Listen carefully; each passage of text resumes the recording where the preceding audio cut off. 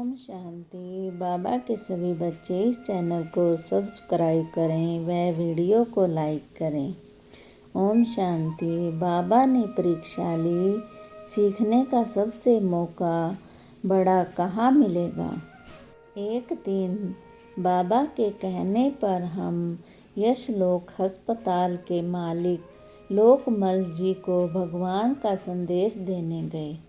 बाबा ने जैसे सिखाया था वैसे हमने भगवान का अवतरण, नई सतयुगी दुनिया की स्थापना इत्यादि बातें बताई। उन्होंने खूब ध्यान से बातें सुनी। फिर कहा, आप बाबा को कहना कि एक बार मुझे श्री कृष्ण का साक्षात्कार कराएं, तो मैं घुटनों के बल चलकर भी बाबा से मिलने आऊँगा। हमने वापस जाकर यह बात बाबा को बताई। बाबा ने कहा, साक्षात कराना तो शिव बाबा के हाथ में है, मेरे हाथ में नहीं। मेरे मन में आया शिव बाबा इनको साक्षात्कार करा दे तो कितना अच्छा हो। तभी एक बात हुई कि जहाँ बाबा के साथ हम प्रातः सैर पर जाते थे, वहाँ एक व्यक्ति रोज सूर्य को जल चढ़ाता था। हम उसे रोज देखते थे। मेरे मन में रहम आता था कि इधर ज्ञान सूर्य बाबा है और वह जड़ सूर्य को जल चढ़ा रहा है, तो इसे ज्ञान मिलना चाहिए। तब एक दिन बाबा ने उसको ज्ञान सूर्य अर्थात शिव बाबा का परिचय देने के लिए पूछा। बाबा ने कहा, रहने दो। बाबा के ऐसे कहने के बाद भी ज्ञान देने का विचार मेरे मन में चलता रहा। 2 दिन बाद वह व्यक्ति अपनी जल की लोटी वहीं रखकर तेज कदमों से बाबा की ओर आया और बाबा के चरणों पर गिर गया। बाबा ने बड़े प्यार से उसे उठाया, गले लगाया। उसकी आँखों से अश्रुधारा बह रही थी। बाबा अपना रुमाल निकालकर उसके अश्रु पोंछे। तब उसने बाबा को देखा और वह चला गया। फिर बाबा ने एक भाई को उसके पास भेजा कि पूछो बच्चा बाबा के चरणों पर क्यों गिरा और उसके अश्रु क्यों बह रहे हैं। जानते थे बच्चों के संकल्प अवश्य चल रहे होंगे।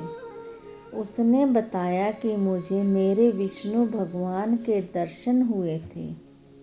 उस भाई ने आगे बताया, जिसने आपको यह दर्शन हुए वे अमुक स्थान पर ज्ञान सुनाते हैं, वहाँ आइए और ज्ञान सुनिए। तो उसने कहा, मुझे तो मेरे देव का साक्षात्कार हो गया, बस मेरी तृप्ति हो गई।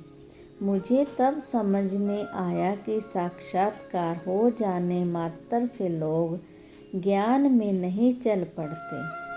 दरअसल साक्षात्कार से अल्पकाल के लिए आश पूरी हो जाती है। बाबा ने ली परीक्षा। मुंबई में एक दिन मुरली चलाते हुए शिव बाबा ने कहा, आज बाबा सबसे निश्चय पत्र लिखवाएंगे। सबको सफ़ेद पेपर दे दिए, किसी किसी को देखना नहीं है।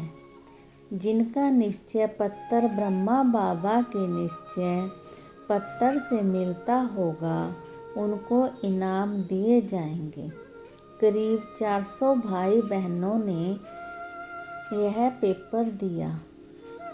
सब पूरे हाल में बैठकर पूरी क्लास में सिर्फ एक बहन का निश्चय पत्र थोड़ा बहुत बाबा के पत्र से मिल रहा था। उसे इनाम मिला।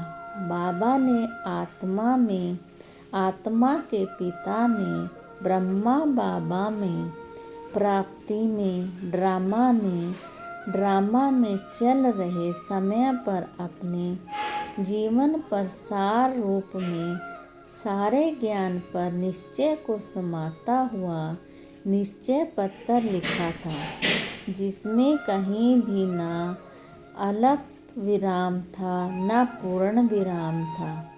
संपूर्ण ज्ञान के प्रत्येक पॉइंट पर निश्चय, इसी को निश्चय कहा जाता है।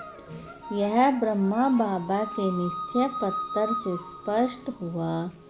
सीखने का इससे बड़ा मौका कहाँ मिलेगा। मम्मा जब पुनः दिल्ली आई तब मैंने उन्हें संपूर्ण बात बताई। पिताजी से करने के लिए कहा। मम्मा से मिलने पर पिताजी आए। मम्मा ने पूछा, इनके अर्थात मेरे लिए आपने क्या सोचा है। पिताजी ने बड़े इम्तिहान से बात करते हुए कहा, मम्मा से कहा, मम्मा मुझे नहीं लगता कि मेरी बेटी सेवा केंद्र पर रह सकेगी। मम्मा के कारण पूछने पर उन्होंने बताया, यह बड़ी नाजुक तरीके से पली है। इसने कभी कुछ काम तो किया ही नहीं, एक कपड़ा तक नहीं धोया। अगर रोटी बेलती है तो इनका ध्यान इतनी धीरे से कहीं रोटी को दर्द ना हो जाए। ऐसे में यह सेवा केंद्र पर कैसे रह सकती है। मम्मा ने पूरी बात बड़े ध्यान से सुनी, फिर कहा, अच्छा ठीक है, 4 सप्ताह के लिए आप पहले भेजो। यह भी सेवा केंद्र पर रहकर देख लें। आप भी देख लें, हम भी देख लें। पिताजी चुप हो गए, कुछ बोले नहीं। मैं उनके साथ घर चली गई। 2-4 दिन बाद कुछ बात ही नहीं हुई, इसलिए एक दिन धीरे से मैंने पिताजी से पूछा कि आपने मम्मा के सामने मुझे 4 सप्ताह के लिए सेवा केंद्र पर रहने के लिए कहा था। पिताजी ने कहा, मैंने कहा था। मैं तो चुप रहा। बड़ों के आगे थोड़े ही बोला जाता है। मैंने कहा, बड़ों के आगे चुप रहने का मतलब भी सकारात्मक माना जाता है। फिर भी वे कुछ नहीं बोली। अगली सुबह मैं कमला नगर में दादी गुलजार को गिफ्ट देने गई। तब दादी मेरे गले में हाथ डालकर बड़े प्यार से अपने कमरे में ले गई और पूछा, मेरे साथ जो बहन रहती थी वह सेवा के लिए दूसरे सेवा केंद्र पर गई है, क्या तुम मेरे साथ रहोगी। मैंने तुरंत हाँ कर दी, सोचा भी नहीं था। ओम शांति।